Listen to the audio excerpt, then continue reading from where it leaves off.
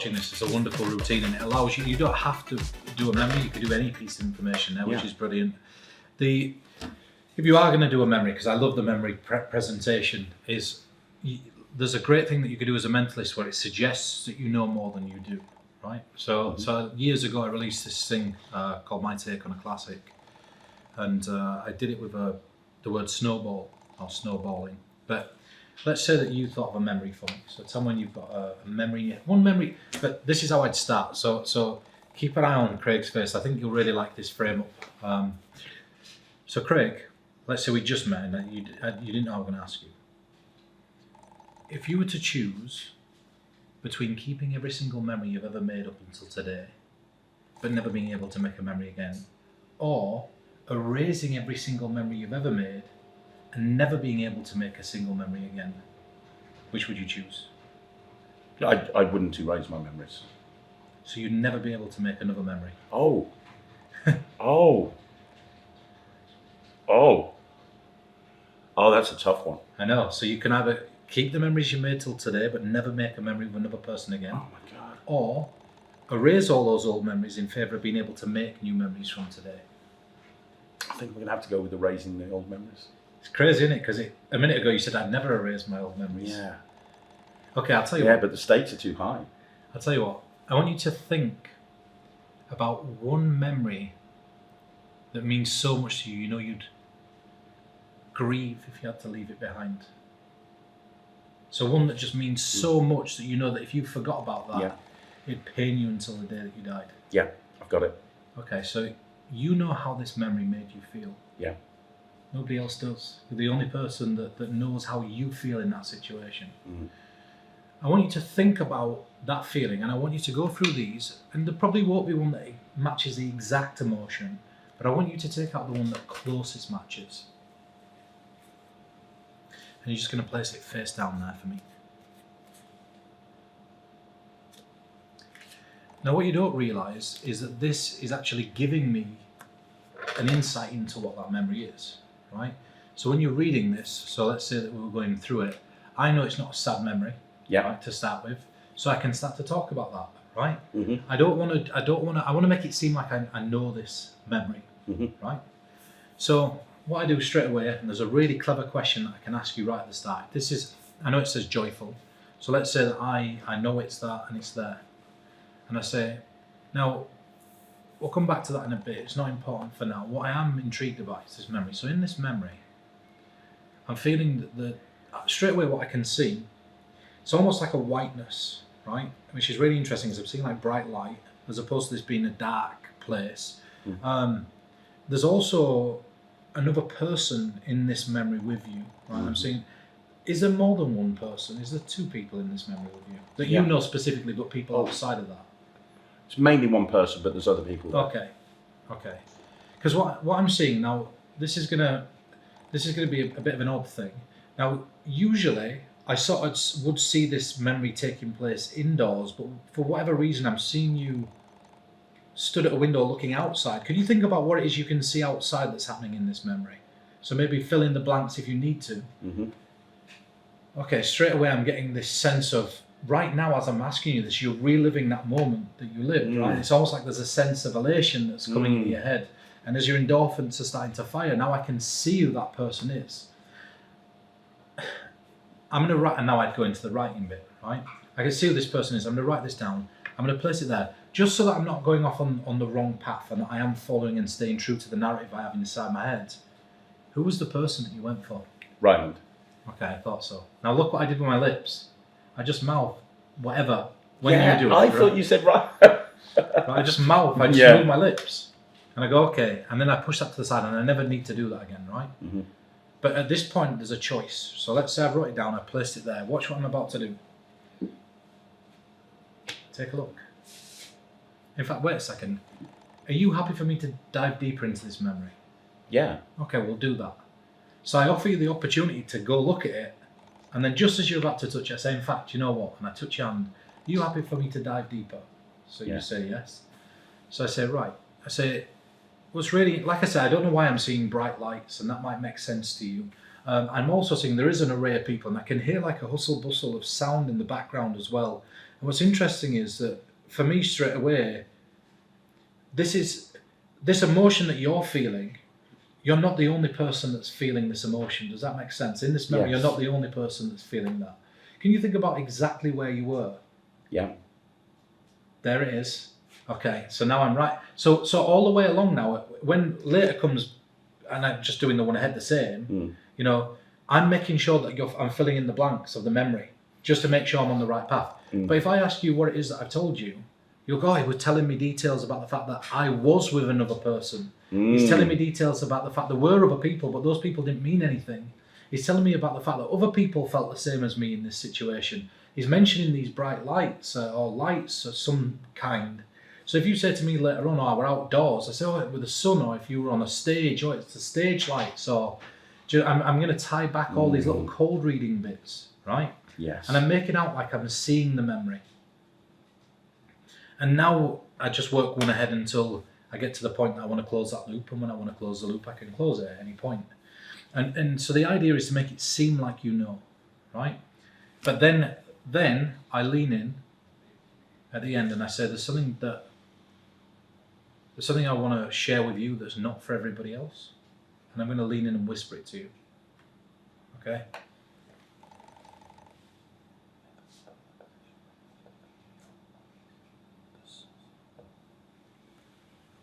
Wow. And you understand exactly what I mean by that. Yeah, I do, yeah. And you know that if that happened, it'd kill you inside. Yes. So never let it happen. Yeah. Right? So now everybody's like, whoa, what's he? That's, Yeah, right. So the whisper on the end just makes you feel. And all it is it's just a little line where I just say, never be put in a position to let anybody take away your old memories. yeah. But the way that you whispered it to me, it was like, yeah, it's just because it's a secret, and then I go, you know exactly what that would mean, and you know that if that happened, it'd kill you inside. So never let it happen. And then everybody's there going, what the hell did he just? He must know something that's bigger than the sum of the routine. And I leave that there, right? Now let's say, for example, you went for wonder or joy. Like when I've revealed those, you always get that curious person that just wants to pick it up and touch it. And so you get like a second wave or a second wind of hit, right? But always suggest, mentalism is an interesting beast because you should always suggest that you know more than you know. And then later on and then I'd say to you, this is what I'd say. So now I've got the 3 pieces of paper on the table, I pick them up. Watch how this is the only bit I do differently. And I'd say, now for everybody else that didn't see this, tell us about that memory. So now, it was Ryan wait a second. So it was Ryland, and I put that down. and he was performing at Britain's Got Talent. Now, do you remember me saying that there were bright lights? Yeah. And there were other people around, and the hustle and bustle, and the fact that everybody else felt the same emotions as you. Yeah. Right? And then I place it down, Britain's Got Talent. Yeah. And it was a sense of joy, and it was a sense of, you know. And now you of felt so- that in yourself. I never needed to say it. Yeah. Because it's implicit that that's what you need to do. Yeah. And then bang, I drop it. So then now it seems like you're just reiterating the memory that I already knew. Yeah. Yeah, Like, and that's great. just suggest that you know more, right? And if you're wanting to completely get these out of the picture, then they're literally going to look at them and get rid of them, right? Yeah. But sometimes you know, another thing is there were years and years ago, again, I've talked about this recently and I don't know where I talked about it, but they never produced black thumb tips or brown thumb tips in the past. So in India, you literally saw magicians performing with white thumb tips, but nobody ever noticed them, right? And then obviously the thumb tips made it really popular in the Western world. They were popular in the Western world before they were in India, but they were popular in terms of people were buying from joke shops and wanted to do magic. When magic went through its heyday, and you'd pull a red silk out, and as soon as you pulled that red silk out, everybody knew they were a thumb tip. Yeah. So what magicians did is they changed the colour of the silk and then began fooling people again with the same trick, right? And now the one ahead's like that. If you do it 3 phases, sometimes, not all the time, because you look at like the mental epic, or you look at 4th dimension telepathy, or you look at routines like this one, like because the way they're constructed, there's nothing to question. But if you know that somebody knows that trick where you're one ahead, instead of using 3, just use 2. Because by changing the number, it can sometimes fool them. And the way that you do that is you start with a piece of paper that's already got a scribble on it. Okay. So it's already got a scribble on it. And now that piece of paper is second from the top. Now you can do this with post-it notes with billets. Yeah. If you are doing it with billets and you're going to screw them up, if it's post-it notes, if you want to make your performance look elegant and you're going to get photographs of it, I suggest putting a wine glass on the table that's got a stem on it so that you can then carefully pour them out and it'll mix the balls up and you can have them open them. So you're not worrying about rearranging them. But this one's a very nice one. So you've got a piece of card or you've got the post-it notes. The second one down's got a scribble on it, right? So now I get you to pick one of these pieces of card and I say, we'll come back to that in a second, right? I'm more interested in the specifics of whatever it is that you're thinking of. So I say, now focus on the name of whatever it is that you're thinking of. So now I look and I go, it's almost like you changed your mind there. Did you change your mind? Yeah. So you say, it's like, okay, you did. All right, I'm going to change mine. And now I just use my thumbnail and I pretend to scratch the pad. That's great. Now I write down in them, and this is another mistake I find that mentalists make, right? What they do is they write the scribble up at the top, scribble it out and then write in the middle. That's the wrong way around, because if you'd write in the middle, scribble, and then write above it. So make sure it's that way around, right? But now this gets, and can I borrow that post-it pad a second? Yeah, go for it. And also another thing, when you're taking it off, when you're taking the post-it pad off, let me show you a little thing here. Instead of screwing it up, what you do is you fold it once, then you tear it out, and like obviously these are see-through, but this is here, you fold it again, and then you fold it again. So you're in that same position, and then you fold it down to its nth degree and drop it in so it's a pellet. Got it. So then you're not having to come in close to hide it, because you're literally just folding and then folding and folding and folding. But now what's happened is this has gone down. Everybody assumes that that's got a scratch on it, and it's not. I say, right, okay, what were the first name you thought of before you changed your mind? So you'd say Christine, whatever, and then you change your mind. But what did you change your mind to, right? So, and then again, I do that thing where I do this. And I go, in fact, wait, I won't do that twice in a performance, right? But now I pick this up, and what have I got? Already a scratch. So now, underneath the scratch, and this is a great subtlety, I don't even know where I learned this, I write over the top of the scratch the name that you told me you changed from, Christine. That's ridiculous. So now, and then I fill it out with this, put it down, and now I've nailed the name that you changed from. And because you don't see me scratching on this one, when you open these two out and that one's got the scratch on it, it rearranges the order of time. Do you point that out, or do you just let them see it? it? See it. I just sit back and see it. And the scratch rearranges the order of time, you see, because they saw you scribble on the first one, they never saw you do that on the second one. So when they get open, they go, oh yeah, he did cross it out and change his mind on that as well. So it just fixes time. That's brilliant. Yeah, it's a nice little touch, and I think that there's something that's really strong. There's something really strong about that. Do you have any questions about the one ahead? Because there's the problem with the one ahead. It's so easy to do wrong, and the one aheads are really interesting from the perspective of choreography. And I'm not going to get too deep into this, but it's something that I'm really, really into. When you spend a lot of time working on or consulting, what you find is that every single motivation or justification for everything is really important. And when you're doing the one ahead, it's so difficult. It's one of those moments, and let me explain why. So let's say that you've wrote down Ryland, right? And you're working one, or you wrote the emotion down and you've wrote wonder down. And then you said to me, Pete, what's the name you're thinking of? So when I go, Steve, how are you supposed to react? Do you go, wow, yeah, I went for Steve as well? Because think about it, if you don't react, then are you selling the fact that you got it wrong? But if you're acting, then are you really mind reading? Are you elated at the fact that you got it right? But then if you're overreacting, you're killing your revelation.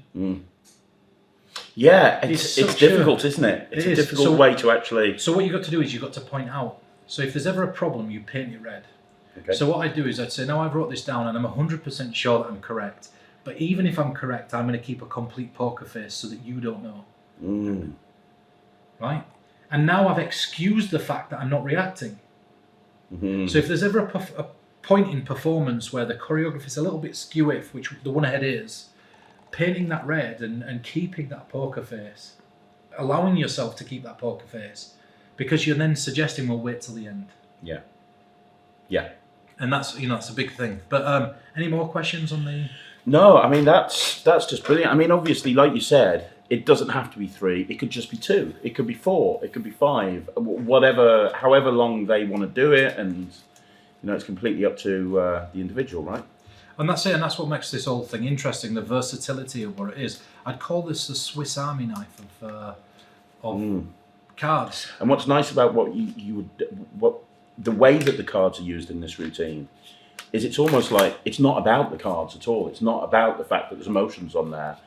They're just being used to help them focus on that particular memory. That's what I really love about this type of thing. It's that you're taking it outside. I mean, if you look at what this is, everything that we've just shuffled them. So everything that you can do with playing cards, you can do with these. Yeah. So if you wanted to do an ambitious card routine and you asked them to pick a negative emotion and it went on the top, he said what's interesting about feelings is that when we feel negative about something, we reflect on it the day after, and then we end up ruining the day after.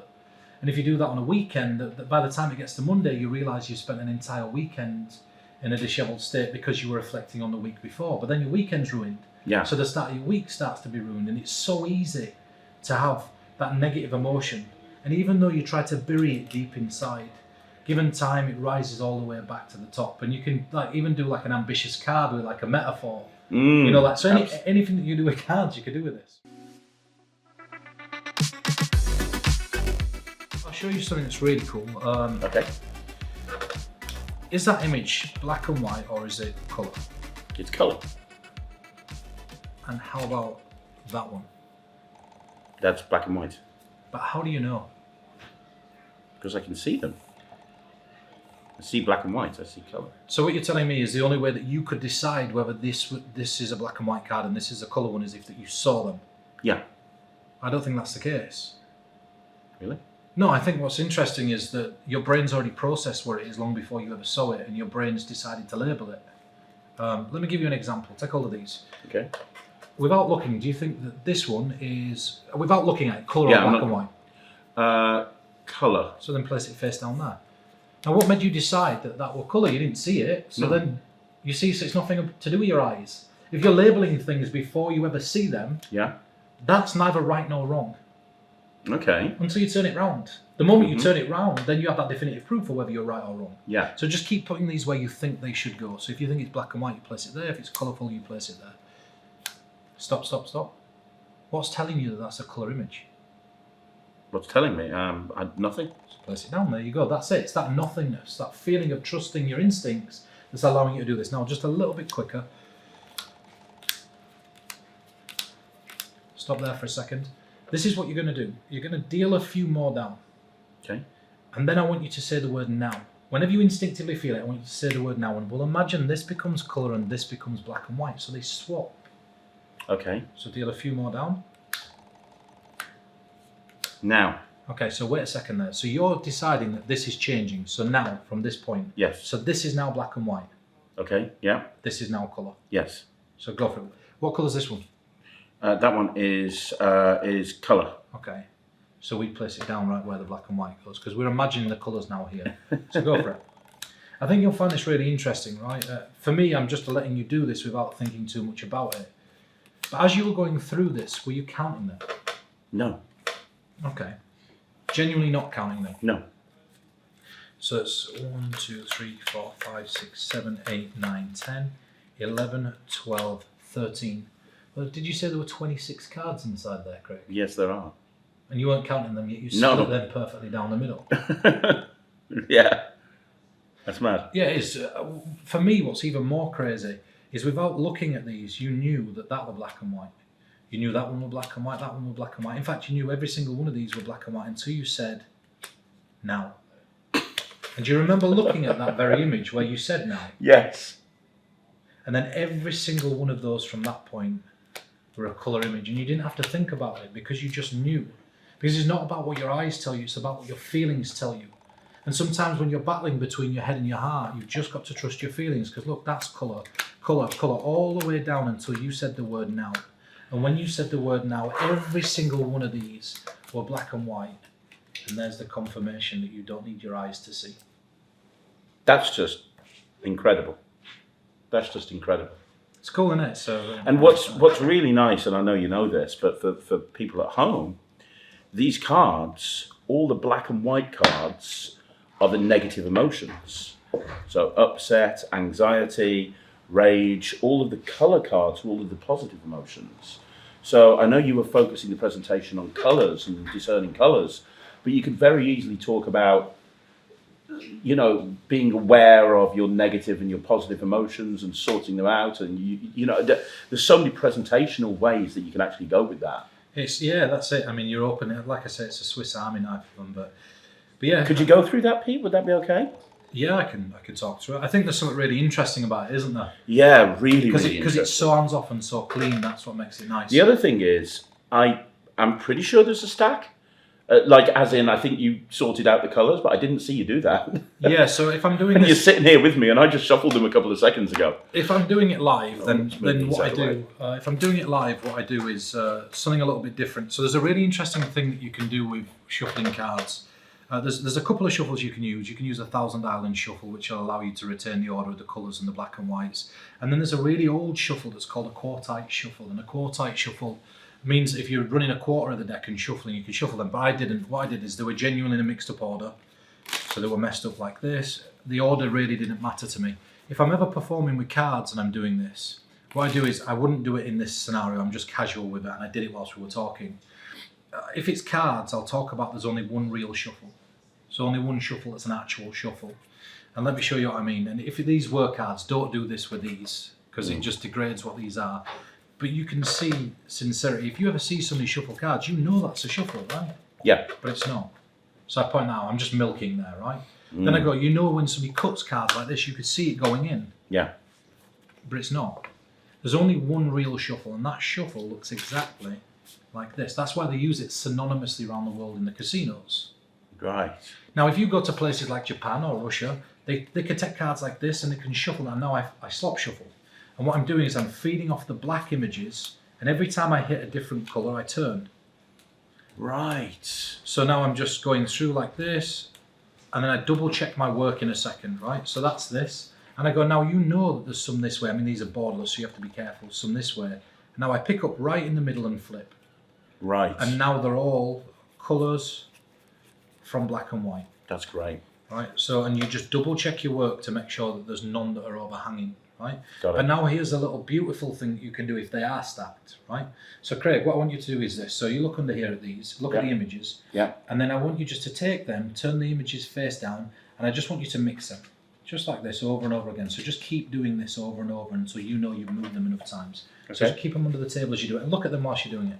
Now I've said to Craig that he can mix these as much as he wants under the table, as many times as he wants, and however he wants to the point that he feels they're mixed, and then bring them back out. So now, when I go through these, all I have to do is when I hit a colour after the black and whites, just cut, and now I'm back into the original order. So what you don't see under the table is you don't see that Craig's just doing this, which is just cutting the cards. Yeah. Now the way that I sort of explain this, and the reason that you can cut cards like this, is because a cyclical stack's a lot like pegging cards onto a bike chain. They're just going to go round and round. The order never changes. Yeah. And then all you've got to do is go through until you find if it's black and white on the face, all you do is keep going through till you go past the colours. When you see the first black and white image, you just simply cut that to there, and they're back in order. But what I do when I come out, so I'm getting you to keep your eyes on these, and I bring them out and I go, now I did tell Craig that he can shuffle these under the table as much as he wants, and I do this with my hands, which suggests to everybody else that you're mixing them however you want. That's great. Right? Which now they're in this order, you could start with them in the box like this, but this is what I do after the matchup routine that we talked about earlier on, right? Now, just for credit, like this is inspired by Alan Zing and inspired by Andrew Gerard. If you don't know Alan Zing and you don't know Andrew Gerard, especially Andrew Gerard, he's one of my favourite artists on the planet.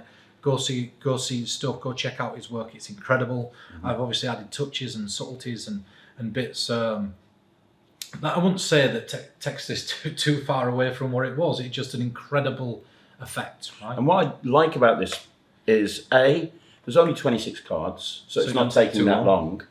And B, the fact that they are emotions and images, it becomes something completely different to sorting out playing cards. I mean, you could talk about emotional imagery, and you could say we get senses of feelings based on what we think we perceive by what we see. So if we see an injustice taking place, we instantly feel negative toward that situation. But when we realise that the person's actions were justified, it's very easy to change our feelings on that situation, right? So, I mean, I'm just making that up off the top of my head, right? But that's another thing. If you practice scripting enough, scripts find you as opposed to you finding them, right? So now this is like this, and what I do is I see this mistake all the time. People go, there's a black and white one, and there's a colour one. What you do is you just go through and you go, there is a black and white one and then a colour one. So these look like they're next to each other or close to each other, and I take them out and I place the colour one wherever and the black and white one. And now I like that little question, you know, what colour is this? So is this coloured or black and white? Do you purposefully go for a tree, or does it not matter? That didn't matter. Okay, like cool. that was just a coincidence. To be honest, I didn't even notice the fact that I got 2 trees there. Just looking at the black and white and the colour. So now these are in order. So coloured to black and white. All I've got to let you do is deal. I'm not counting. I'm not doing anything. You can put them wherever. When you get to about this many cards, I go deal a few more and then say stop. So you do a few more, stop. Now instead of the physical switch in the middle, there's a metaphysical moment that takes place. I want you to imagine this becomes black and white and now this becomes colour. So now when you deal these down, it doesn't matter where you put them. All you've got to do is know exactly what colour the last card is in your hand, because that's in the wrong place. Okay. So now I go, were you counting these? No. Now if you're pretty good, like I also implement a timing force in the middle. Yeah. You don't need to, that's just gilding the lily. It just allows me to get 13 and 13. Yeah. I say, were you counting these? You say no. So I go, okay, so that's 1, 2, 3, 4, 5, 6, 7, 8, 9, 10, 11, 12, 13 cards. Now there wasn't 13 that time, there were 14. Right, but you just dropped everything. I just took them and dropped it. Right. Because there were only a couple left, and I go and then 14. Yeah. Sorry, 13. So now that makes it look like there were 13 and then there's 13. But what I've just done is reverse counted these to put the black and whites there. Got it. And now I just pause for a second and I say, look, and now it's all about the revelation. This is colour. Colour all the way down until you said the word now. Wow. And every single image from that point were black and white. These ones, look, they were black and white. And then you forget the fact that I reverse counted them because I'm dealing with this packet first. As we go down until you said the word now. And then every single decision that you made from that point were absolutely perfect. Bang. And what I'm doing there is I'm using a staccato vocal. So if you imagine, if you imagine like a Smells Like Teen Spirit, that start where there's the chord and it goes, there's that like scratching on the guitar. Whenever you're dealing in Out of This World, you never quite know when the end's going to come, right? So what I want it to feel like I've planned or I've scripted the ending and I've not. So what I'm doing is that's there and I'm saying, look, every single one of these, and I just wait, were absolutely perfect. And these have come from this side, so reverse count these and I'll put this back down, these are face up. I've got every single one of these were absolutely perfect until you said the word now. And as soon as I see the colour peek over the corner, I'm breaking my script to damp. It's like an ostinato, so it's like a bouncy. And then this bit I go, I don't know how many are here, I can feel how many there are, and I go, and this should remind you that every single time in life that you feel you're lost, you only need to trust yourself to feel found. That's amazing. And I'm just bam, bam, bam, and there's like a staccato. So it's, any questions on that? I mean, it's super easy. Would it be possible? No questions. I think that's brilliant. But and again, you're the expert when it comes to mentalism. But would this be a nice lead-in? Because the thing about the cards is in the top right-hand corner there, you've got a minus or a plus. And the minus tells you that they're black and white, and the plus tells you it's positive. Yeah. So could you start by having them put cards in your hand and go, negative emotion, and then say, and go through them, and you're kind of feeling whether they're negative or positive. And then you can say, well, would you like me to show you how to do that? And then you go into that routine. Yeah, would that be a good lead-in from a shuffle pack that they shuffle? There's only one reservation I have stylistically, and that's just because of my own sort of. I almost wouldn't want to tip what the ending's going to be. Do you know what I mean? Like, I mean, maybe the plot suggests it anyway, but But you could, 100%. I mean, another thing that you can do, and this is the way that the brain works, right? So it's absolutely nuts the way the brain works. I'm going to tell you that you'll likely be wrong to start with, right? And the reason you'll be wrong is because you'll think of one thing and then your brain will tell you it's not it and you'll change your mind. So you've got to use your instinct. Okay. Is it black and white or is it colour? Black and white. What did I say to you? The very first one you'd be? Wrong. Okay. And you were, right? I knew that you'd be wrong, right? Yeah. But the moment that you change that, right? The moment that you switch it a gear and you just say what you think, what is it, black and white or colour? Just say it, you just done it again. Black and white. You just did it again, you thought and then changed it, right? Yeah. Every time you do that, you're going to be wrong, right? So Okay. the moment that I place it down, Okay. right, you're not going to know why. What is it? Colour. Okay, look. Mm. The very moment that you think that you know what it is, what is it? Black and white. Right, now look, we're going for a good run here, so this is what I want you to do. Now your brain's going to start to instinctively think, but because you're going to overthink, you'll get this wrong. So you're going to name one, and then you're going to change your mind, right? So you're going to think of one, and you're going to change your mind. So wait a second. Right, what is it? Black and white. Good, there we go. Right, and this is just me putting these down as we go, right? Mm-hmm. So now look, this is where we want to slow down. So I'm going to get you to name one, and then I'm going to get you to change your mind, right? Okay. So name one, Colour. and then change your mind. Black and white. So look, right? I'll tell you what, look, I'm going to pick, there's two there, just straight off the top without looking. Do you feel these are both the same colour or different colours? Different colours. Okay. Which one, the one on the left or the one on the right, is black and white? Left. Okay, so that's black and white. Okay, so. I'll tell you what, we'll do 3 in a row. We'll do 3 in a row, but I don't want you to peek at the markings. I'm not, really not. Okay, so there's 3 there in a row. Now tell me instinctively, what are you feeling? Are they all the same colour, different colours? Two colours, one black and white. So look, so that's 1 colour, 2 colours, black and white. It's just messed up. Right? And I think we'll leave it there, just proving that if you do trust yourself, you can do this one at a time, over and over and over again. And yeah. That's ridiculous. And you'll be able to do that if you've watched this download. I mean, there's a couple of things there. The 2 cards, obviously, with the same colour, which is great because I couldn't miss that. But the rest is me just cold reading and I'm not predicting it. What I'm doing is I'm creating. It's equivoque, but what I'm doing is I'm giving myself 2 outs at the beginning, and then I'm giving myself all, and then I'm really specific with patterns. And I said we think in terms of patterns, and that's just over the time we've spent here. The patterns that I felt you'd go for, and that's why I placed them down. So how would you? One thing that I know that, and that would just to answer your question, that you could literally do it with 1 card at a time. Yeah.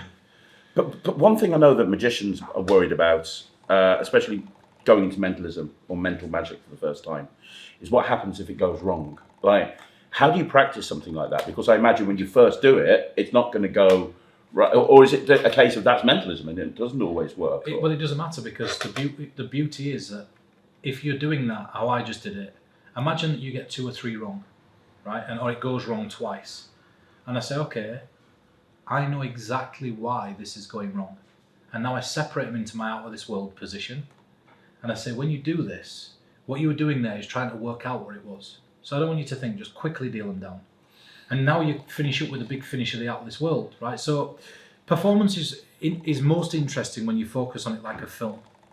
Because we're drawn to films, and we're drawn to Joseph Campbell's story of the hero. And there's a book called The Hero of 1,000 Faces.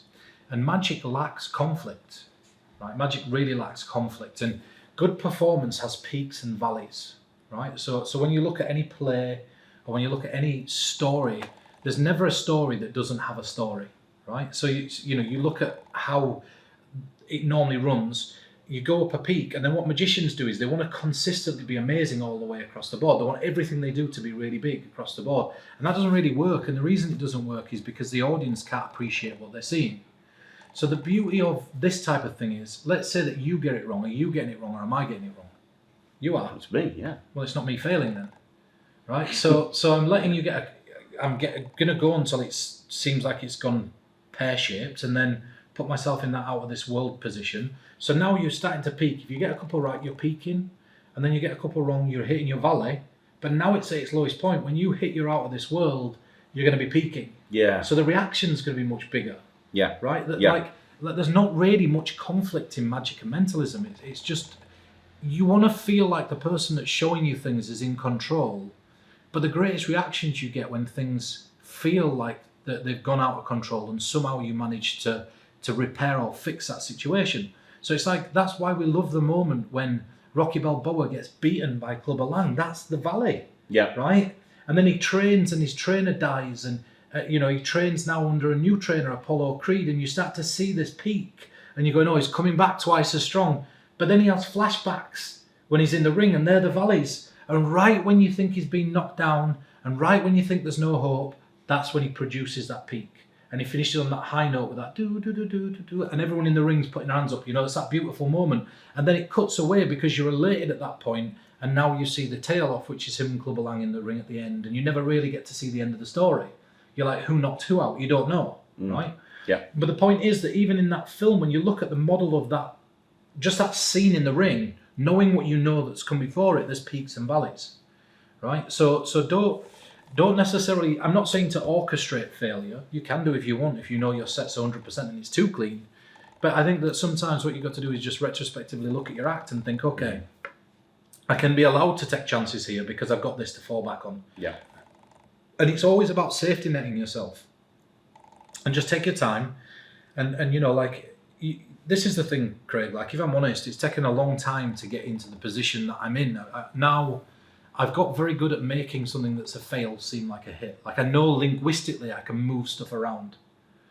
And like that end thing, if I were to try to teach you that, I'd be sat hours. But if you just play it back a few times and listen to what I'm saying and go, that's why that happened. And the viewers at home are undoubtedly going to think that in some way that you're part of this or whatever. And that's I'm really not. I'm really Listen, not. I'm fine with that. I've come to learn that magicians are very strange creatures. Not all of them. I'm not using a blanket term, but I'll go. I went to Magi Fest and I did this really incredible. I thought it was incredible. Like a guy takes a deck of cards, he shuffles them, he puts them in his pocket, he goes into this show, and I ask him to think about a playing card and change his mind throughout the entire show. And on the way back from the walk from the showroom to meet me back at the table, change his mind on numbers.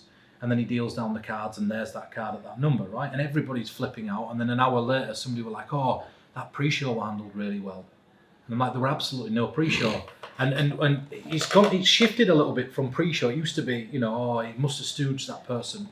And I think that the reason that magicians have an interesting way of thinking is because let's say I went on a flying lesson and my partner's bought me flying lessons. I jump in the plane, I go up in the air, the pilot gives me the controls and the plane starts to nosedive and he pulls it back up. And then he gives me it again and I'm struggling and it starts to nosedive and wobble from side to side and he takes it back. And he says, look, that's enough for today, you'll get better at it, don't worry. And then I get out and my partner says, how was it? And you go, you know what, I've got a newfound appreciation for pilots because I didn't realise that much went into it. I just sort of thought it'd be this and this. But when you perform something that a magician or a mentalist can't figure out, instead of looking at themselves and going, okay, I want to figure out a version of that, or okay, I want to look and learn this piece of knowledge, what they do is go, that doesn't fit into my vocabulary of sleights, it doesn't fit into my vocabulary of my knowledge, so therefore it must be a stooge. And so, this end bit, you can look at it like that if you want. It's a shame if you do, but I just say look at it and just go away, practice stuff like that, practice taking chances, safety net yourself. You've got the markings on the back. If the worst case scenario, Craig, is that let's say it does go wrong, and let's say they can't guess it. You say, now you can appreciate how difficult this is for me. I want you to put one down on the table, and I'll try to tell you if it's black and white, and I'll use the plus and the minus. Yeah. You fail safe yourself, and in the heat of the moment, the cards are going to help you. Yeah. So let's say that I put this down and I'm totally wrong, and I go, okay, is that black and white or is it colour? Colour. Okay. Now this one you're going to get wrong. Is it black and white or is it colour? Black and white. I told you were going to get it wrong. Right? I'll tell you what, look, I'm going to cut these at random somewhere. Now what are your instincts telling you? Black and white. And I can do this over and over again all day long, and I'm covering the back so you can't see them. No, I'm not genuinely looking at the marks. But let's say that we get it wrong. So let's say we get it wrong. What is that? Black and white. Okay, so we'll go until we get it wrong, right? Which one's this? Colour. Mate, this is getting ridiculous. Okay. What's this one? Colour. Right. I want you to aim to get this wrong now. Trying. What's this one? Black and white. Okay. So we're right again, right? Like, look, it's It's messed right. up. Okay. Like, This just doesn't make sense. it defies probability. Do you know what? I'll tell you a funny story. This is genuinely true, and I think we should tail off on this story. But if you do get it wrong, just flip the plot and then you take a guess, right? So I'm down at the session convention, and I'm talking about one of the things that I've developed over the years that uses cognitive eye movement, and it's real. Like, it really is real, and I've got okay at it. And a guy at the bar says to me, a guy called Gustav, he says, I'm going to call bullshit on that. And I said, all right. He goes, I have an eye measuring device. And I'm like, what do you mean? He says, I'm a scientist, and that's my field. And I said, pick anybody you want, right? So he picked like 20 people in a line, and I think one person I got wrong out of 20, doing this eye accessing thing. And he's going, but it doesn't make sense. The science and the studies I've done on this doesn't make sense. And I'm like, yeah, but every time you're muddying the results. And then he gets this pair of glasses out with like this. He actually had it with him at the session. Anyway, like, I got a text message that said he'd really like to test me, and I really want to go and be tested for stuff like this. But, you know, there's over time, when you learn to take chances, you open yourself up to the fact that you can do wonderful things like this.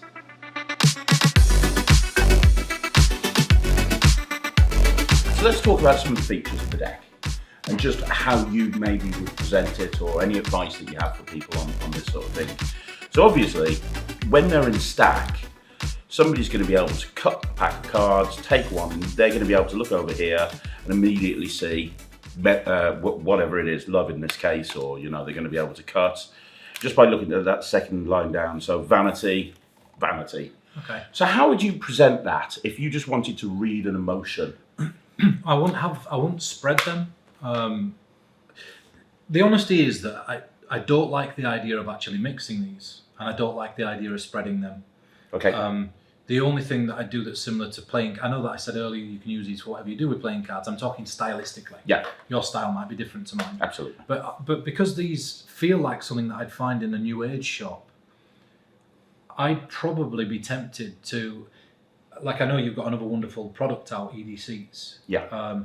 I'd probably be tempted, and this is just something off the top of my head, to find a series of little things that look like they might have come from a new age shop. So, for example, imagine a crystal with a magnet inside it, so you could do a witch hand routine, and I'd have like a range of different ones that I carry with me, and then the receipts would be from the new age shops. Right, so now I could do EDCs with the things that I bought, and I'm showing you the props that I'm using, so you can see that I bought them, right? That's Which right, yeah. ties the two together. But then I'd never use these like a deck of cards. What I'd do is I'd just, you know, I'd probably start out, but just the simplest version is just let somebody pick one. And then, but the moment that you pick, and I'm sure you've talked about all this, but the moment you pick is important. So I'd have you take them, so if you pick them up for me. Yeah. And what I want you to do is turn them toward yourself, and don't let me see, but I want you to go through these, and I want you to take one, whenever you see one, just bring it to the front so you're staring at it. Okay. So now I want you to, and now look at the position I'm holding these in. Yeah. But this one's telling me this one. Yes. Yeah. But there feels like such a distance between this now Yeah. that there's no way I could know.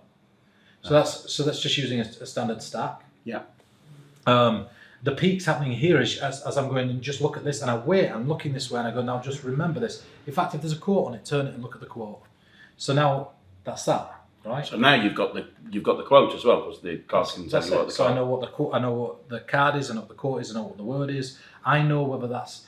There's another thing as well that is really interesting. I know that this is a color image as opposed to a black and white image. Yeah. How do I know that? I suppose if you knew that it was a positive emotion, you'd know that it was colour. So you know that. So you can also call whether they're seeing colour or not. Yeah. Do you see what I'm saying? So Yes. So you're using everything that the card's giving you to your advantage, and also you can. Another thing that I do is I'd also miscall. Okay. Right. So like, let's say for example that this quote, it's hate that's on the front, right? So It's grateful, I know, but let's say it's hate. Oh, yeah, okay, yeah. Right, let's say it's hate. I'm just giving it. I mean, Yeah. grateful's a real easy one because what you can do is you can have the same quote in your head, but let's say it's hate. Yeah, okay. Right? So you've got hate there, and then you could say something like, you know, whenever I get this feeling, this is what comes to mind. Love thy neighbour, because there's nothing worse than hate, and that's the card you're looking at, right? Mm-hmm. Yeah. And I can just bullshit a quote, and then state this is the card that you're looking at. And when you confirm the hate, now everybody assumes that I've nailed the quote. Got you. Yeah. So I don't have to remember full quotes if I don't want. Like, let's say it's gratefulness. One of the greatest gifts to bear is gratefulness, and that's the card you're looking at, right? So I just make a quote up off the top of my head, and I can miscall. But I mean, the thing is, it sort of seems like I'm trying not to overlap what you've already talked about, right? I'm trying not to overlap what you've already talked about. But again, when it comes to these, this image for me doesn't ever feel good. Yeah. I'd rather have them looking at the faces of the cards and choosing consciously as opposed to subconsciously or unconsciously. Yeah. And if they're ever going to choose unconsciously, then there's got to be a reason for the fact that they're choosing unconsciously.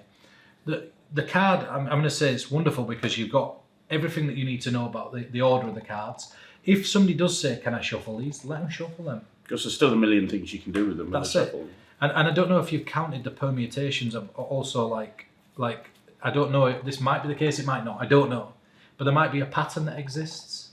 So like there might be a pattern that exists throughout here. Another thing that you could do is let's say that you picked grateful. Yeah. Right? You can, and again, I'm just sort of freestyling this off the top of my head, but I might try to get more out of it. What I might do is take that first letter for me and just imagine it. And what I want you to do is think of the first male name that comes into your head that starts with this letter. Mm-hmm. Would I be right in saying that maybe the last two letters in this name are the same? Yeah. Okay, so now I know it was Greg, right? Because I'm fishing for the last two letters. If you said to me no, I know it's Gary. There's very few names that you can. So you can also let's say it's this. You can have them springboard from that to think of like things outside. So if I told you to look at this and said, could you think of an animal that starts with this letter? Yeah. So it's either going to be a gorilla or a giraffe. Giraffe. Yeah. So again, you can add things outside of what this is. Let's say, for example, you were sat with a table full of people, right? So you're sat with a table full of people, and you say, right, okay, there's 5 people here, right? So what I want you to do is go through, and I want you to find one that's roughly the same amount of letters as yours. So let's say they choose zest, right? So now they cut that to the top, pass it round and have a look at it and then put it on the table. So now, and then you'll be the judge or whatever. And if there isn't a letter, just pretend there's a letter. Well, you know there is or there isn't. Mm-hmm. So if there's 6 people and they pick 4, you know the last 2 are not thinking of anything, right? But now you could turn to this first person and say, I want you to think of, say, an animal that starts with the first letter. You're going to get the second letter, you're going to get the 3rd, 4th, 5th, and 6th. And if there's only 3 letters, you just pretend that you're doing this, right? But now you know with Z, if I ask you to think of an animal that started with that, zebra. It's going to be zebra, yeah. Right, so now if I ask you to think of a place that began with E, a country that began with E. England. There's not very many. You know, if I ask you to think of a male name that began with the letter S, but don't go for a unisex one because I need it to be specific. Chances are it's going to be Stuart, Simon, or Steve. Yeah, sure. Yeah. Like, so you can springboard, and if you have all 4 of them thinking of something, you could play a game of telephone where you can nail something here, an element there, but all together you're thinking this. So you could bring the entire table in on it. I mean, there's so many good features with this that I really don't. I think that we shouldn't gild the lily on going too much over how it should be used, because I think what's wonderful about it, because it's so self-contained, everybody's going to want to use it differently. Yeah, that's the thing. I think you're right. Yeah. But you know, just to finish.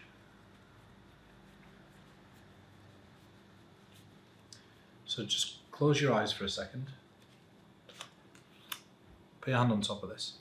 Now obviously you know that every single one of these cards, and you can slowly open your eyes, every single one of these cards has a series of emotions on, and they're not ridiculously long. They're not like 50 letters long, right? So I want you to think of the first small number that pops in your head. Don't tell me. Okay. Now this could have been different. It could have been 1 higher. In fact, if it were 1 higher, what number would you be on? 6. And you could have done that. Yeah. Right, okay. So now every time we do this, the number's going to be different. Right, so this is what I want you to do. Now you're in that frame of making decisions. I want you to think of another small number, but think about how many letters long you think this emotion is that I put down, and tell me when you've got another small number in mind. Got it. Okay. How many letters are you thinking of? 3. Okay. Did you change your mind there? Yes. What from? 4. So go with your instinct. So you think it's 4. Yeah. Do you feel that this is a positive or a negative emotion? Negative. Okay. So give me a negative emotion that's 4 letters long. Hate. Okay. Now give me the exact opposite, hate. Love. Okay. So take your time. Change between those two emotions. Keep changing, keep changing, keep changing. Stop. Now you know where you stop there. Mm-hmm. If you were to change one more time, this would probably be different. Yeah. In fact, if you were to change one more time, where would you be? Love. And that's a fair choice. Yes. Right? Now bear in mind, think about this for a second. I asked you to tell me how many letters long this was instinctively. Yeah. And if you'd have said to me, no, I didn't change my mind, it's 3 letters, we'd have gone with 3. Yeah. If you'd have said 6 letters, we'd have been working with 6. If you'd have said 5, we'd have been working with 5. And then I asked you to give me an emotion. Yeah. Right? And then I asked you to give me the opposite of it, and then change your mind, so you ended up at one at random. Have a look at it, keep it to yourself, don't let me know, where it is. It's low. Sorry. So that's just coercing you with like equivoque and the tombola principle it does say love. But I'm saying like there's ways to force specific, and I'm making this up as I go along. So give me a week at forcing these emotions, and that'll be cleaner. It's pretty damn clean already, mate. I'm sort of edging you there a little bit, and I wish it had been a little bit different. Do you know what I mean? And I've probably pulled 2 out, but yeah, I'm just gonna have a look through them. Okay. Again, put your hands on top of them. Okay. We'll play again, and I'm just showing you how to handle a failure here, because you did ask that, and I know we're sort of going back off on a tangent, but if I asked you to imagine going through those cards, and I asked you to take a pen and make a simple image, like a stick man or a house or something like that, and you imagine just placing it right in the centre of the card, what image would you draw? Like a flower. Flower. Okay, take the top one and have a look. It's the image of a flower, right? Yes. And you can see it genuinely is, right? But again, I'm just using like little simple forces and stuff to tie in with this, and just be playful. Like imagine it like this, right? Look, a lot of the time, imagine being told that no matter where you press on a guitar fretboard, it's going to play a note that's in tune with the next note. So there's no consequence. So you just sit strumming it and moving your fingers about and having fun with it because you can't get it wrong. Yeah. That's the same as this, right? It's built to be strong. It's built to let you know what it is. It's built to allow you to be playful. What in the space of, look, let's be realistic. Like 10 minutes before I came, I said to you, look, I'm doing this for the first time. I watched the video. I'm coming in. I've never worked with this deck before. No. But if you look at some of the routines and you watch back some of the videos, that it'll look like I've used these forever. Yeah. But that's not because of me. That's because of a blend between the time I've put in with myself and the fact that this is self-contained. Yeah. And I don't think that I can think of much more, that I could tell you about this basic handling of it, because I just think that it's great. It doesn't need me to go over it. But is there anything else you want to know about anything outside of? Man, I'm blown away. I'm absolutely, completely and totally blown away. Like the stuff that you've talked about in this section, the stuff that you've covered with me is just completely far removed what I ever envisaged this deck could do. And this is only scraping the surface of what's possible. I mean, when something this good comes out, what it allows you to do is dig deep into your own imagination and create things that you never felt you were going to create. Yeah. And that's what it allows you to do. And that whenever anything works like this, keep it in your pocket. You might not use it, but what you'll find is there'll be that one time that you do use it, or you're in the right situation to use it, and then you pull it out and you'll blow everybody away because it's a wonderful tool. Yeah. Yeah. But yeah, well, thank you for having me to, sit in and listen. Thank you so much. I hope it were all right. I mean, It was amazing. Well, thank you. Absolutely amazing. Guys, this has been brilliant. I hope it's been a masterclass. What you have here is a masterclass, not just on how to use this deck, but just how to be an incredible mind reader, mentalist, whatever you want to call it. I'm genuinely blown away. Pete, Thank you. Oh, thank you again, mate. Thanks. Yeah.